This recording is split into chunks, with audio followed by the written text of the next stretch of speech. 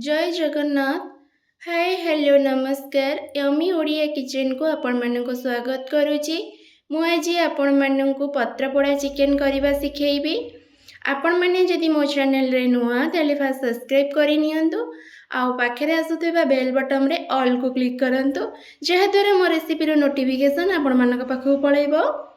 आसंतु एबे स्टार्ट करिबा आजिर रेसिपी।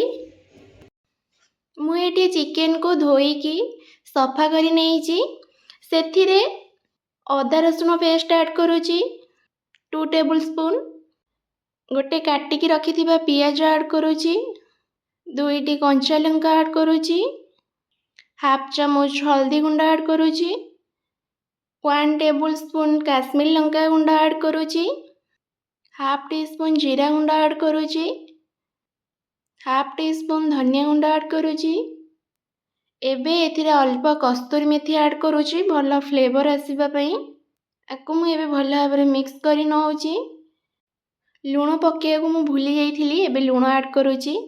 आवश्यक अनुसार लूण ऐड करंतु। 2 टेबल स्पून तेल ऐड करुची। एथिरे सोरिष तेल मु ऐड करिची। एबे ताकु मु भल भाबरे मिक्स करी नउची। मु एटी कदली पत्र को टिके तेल मारिके सेकी नेइची।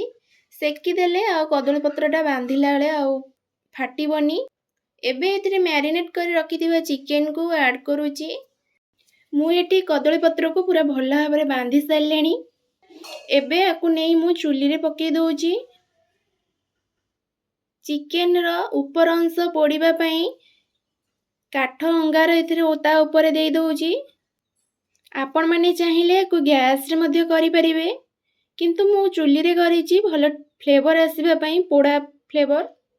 एबे पत्र पोड़ा चिकेन पूरा रेडी हे गला। ता ऊपरटा देखंतु केते बढ़िया से पोड़ी जाईची। एइथरो आपण माने अनुमान करू पारुथिबे कि चिकेन टा बढ़िया से सिझी जाइथिबो।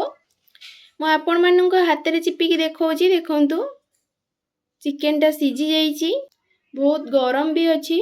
बढ़िया वासना भी आसुची। पोड़ा फ्लेवर रो भी वासना आसी गलेनी। आकु आपण माने पखाळ भात किंबा गरम भात रे मध्य खाई परिबे। वीडियोटी भल लागिले लाइक शेयर सब्सक्राइब करबा पई भूलंतुनी। आ गोटे नुआ रेसिपीटे नै आपण मानक पाखो पुणी थरे आसीबी। आजि पई रहूची नमस्कार। जय जगन्नाथ।